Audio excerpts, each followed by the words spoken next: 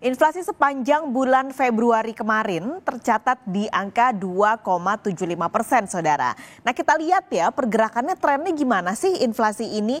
Kami ambil data teranyar dari Badan Pusat Statistik atau BPS. Kita ambil beberapa data di tahun 2023 dan juga di tahun 2024. Kalau kita maju dulu atau kita mundur dulu di 2023, Anda lihat di Februari tahun lalu, angka inflasi ini di angka 5,47%. Lalu trennya sebenarnya turun nih sampai bulan Agustus menjadi 3,27%. Meskipun sebenarnya sempat menyentuh 3,08% di bulan Juli, lalu naik lagi di Agustus. Tapi setelah itu tren inflasi terus turun dari bulan Agustus, September, Oktober, November, baru Desember ini naik lagi ke angka 2,61%. Ketika itu wajar, saat itu lagi ada libur akhir tahun, lalu juga ada libur Natal sehingga inflasinya naik. Tapi kalau melihat tren di 2024, dalam 4 bulan terakhir kita lihat Februari ini di 2024 angka inflasinya menjadi yang tertinggi dalam 4 bulan terakhir, dari Desember bahkan lebih tinggi di bulan Februari. Padahal kalau ngelihat trennya nggak ada momen-momen tertentu yang biasanya bikin inflasi naik, nggak kayak bulan Desember. Nah, yang perlu diwaspadai Saudara, kalau Februari aja angkanya udah 2,75%, hati-hati di bulan Maret, April ada bulan Ramadan dan juga Lebaran. Di masa-masa ini secara historis dari tahun ke tahun, momen ini inflasinya selalu lebih tinggi. Lalu di bulan Februari di angka 2,75% ini, apa saja sebenarnya yang menyumbangkan keboncosan pada dompet ibu-ibu karena inflasinya yang cukup tinggi? Kita lihat datanya Saudara. Ini adalah 5 besar komoditas yang menyumbang inflasi tertinggi secara year on year. Paling tinggi sudah pasti yang banyak diprotes warga dalam beberapa waktu terakhir, yaitu beras. Ini paling besar komoditas yang menyumbang inflasinya 0,67%. Baru setelahnya disusul cabai merah 0,17%, daging ayam 0,14%, sigaret kretek mesin 0,13% karena di awal tahun pemerintah menaikkan cukai sehingga ini ada efeknya pada sigaret kretek mesin. Dan yang terakhir adalah tomat 0,11%. Menarik ya, karena tomat nih kayaknya bukan barang yang cukup banyak dibeli dan bukan barang yang kalau harganya naik banyak diprotes gitu. Tapi ternyata menjadi 5 besar komoditas penyumbang inflasi secara year on year. Nah, di saat harga beras diprotes masyarakat karena mahal, Saudara, para petani justru merugi. Harga gabah hanya dijual sepertiga dari harga beras di pasaran.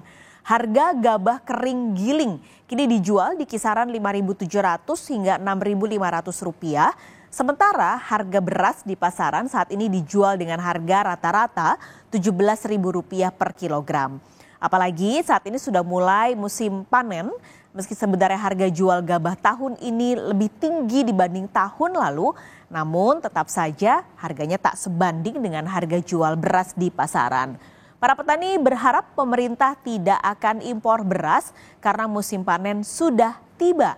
Mereka khawatir harga gabah akan anjlok lagi sehingga merugikan para petani. Ya, termasuk tinggi daripada kemarin-kemarin. Oh gitu ya. Tapi kalau dilihat dari harga beras ya agak murah. Harapannya seperti apa? Harapannya ya petani itu ya makmur ya harga gabah tinggi, beras tinggi gitu. Idealnya harga gabah harusnya berapa Pak biar petani bisa untung lebih besar? Sekitar 7.000-an kalau yang kombinan, kalau yang dos biasa 6.000-an. Oh iya. Ya kalau impor itu sebenarnya kan kita juga petani ya, sebenarnya inginnya ya nggak ada impor, tapi kalau yang nggak petani kan inginnya impor. Jadi kalau petani sendiri gimana? Nggak ada impor. Nggak mau Pak ya? Ya nggak mau supaya beras kita itu harganya lebih tinggi. Presiden Joko Widodo juga bilang harga beras dan gabah jangan sampai turunnya terlalu drastis karena pasti akan merugikan petani. Saya mendapatkan informasi di lapangan sudah turun, tetapi juga turunnya jangan drastis karena petani juga perlu diberikan ruang keuntungan. Di saat yang sama, saudara, luas panen padi di Indonesia ini ternyata jumlahnya terus turun. Kami ambil data lagi, kami akan tunjukkan kepada Anda. Ini adalah data terkini dari Badan Pusat Statistik. Trennya, saudara, dari tahun 2022 dibandingkan dengan 2023, ada penurunan untuk luas panen padi dari 10,45 juta hektar menjadi 10,21 juta hektar. Kalau luas panennya berkurang, sudah pasti otomatis produksi gabah kering giling juga ikut turun. Berikut datanya. Dari luas panen yang turun, kita lihat bagaimana produksinya. Ini adalah jumlah produksi padi. Di 2022, 54,75 juta ton. Sementara di 2023 turun menjadi 53,98 juta ton. Pengurangan yang cukup dalam dan trennya sebenarnya beberapa tahun terakhir untuk luas lahan dan produksi padi ini ikut turun. Padahal sebenarnya beras menjadi salah satu komoditas yang jumlahnya masih sangat tinggi kebutuhannya untuk masyarakat Indonesia. Nah, kembali kita bicara soal harga beras. Sebenarnya kalau harga beras lagi mahal, harusnya ini jadi berkah buat petani. Tapi sebenarnya benar nggak sih semua petani diuntungkan dengan harga beras yang mahal? Berikut liputannya untuk Anda. Bulan Januari dan Februari seharusnya sudah memasuki masa panen bagi petani di Desa Jarit, Kecamatan Candipuro, Lumajang, Jawa Timur. Namun mereka baru bisa mengolah tanah karena masa tanam mundur lantaran kemarau panjang El Nino. Belum lagi serangan hama wereng dan tikus yang membuat petani gagal panen. Kondisi ini membuat Ali Sujarbo, petani gurem yang hanya memiliki lahan 0,3 hektar, mengaku tidak diuntungkan dengan mahalnya harga beras saat ini. Dengan mahalnya harga beras sekarang ini, harga gabah sekarang ini, petani tidak bisa merasakan. Karena apa? Ya, mereka belum bisa tanam saat itu. Karena proses kekeringan berkepanjangan tadi itu. Hal yang sama juga dialami petani kecil di Sragen, Jawa Tengah. Sebagai salah satu lumbung padi nasional, naiknya harga beras ternyata belum bisa meningkatkan kesejahteraan petani, khususnya buruh tanam padi.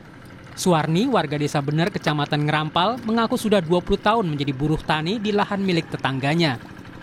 Upah buruh tani untuk tanam padi dari mulai pukul 5 hingga 11 siang dihargai Rp100.000 per orang. Menurut Suwarni, uang itu tak cukup untuk membeli beras Rp14.000 per kilogram dan kebutuhan pokok lainnya. Boten saged enggak dapat keuntungan. Kan saya beli beras. Beli beras ya? Ya, berasnya beli, enggak punya sawah. Sekarang berapa Ibu 1 kilonya? 1 kilo 14. 14 ya? Iya. Ibu untuk menghidupi berapa orang di rumah? 4. 4 ya? Iya. Hanya Ibu aja yang bekerja ya? Iya. Sementara di Karawang, Jawa Barat, petani seperti Saipul Bahri harus berjuang mengolah sawah karena pasokan air sangat sedikit. Belum lagi dia harus mengeluarkan uang hingga 2 juta untuk menyewa traktor serta membeli pupuk non-subsidi yang mahal. Jeratan calo juga membuat petani terpaksa menjual gabah dengan harga murah. Kondisi ini membuat banyak petani yang berpikir untuk alih profesi.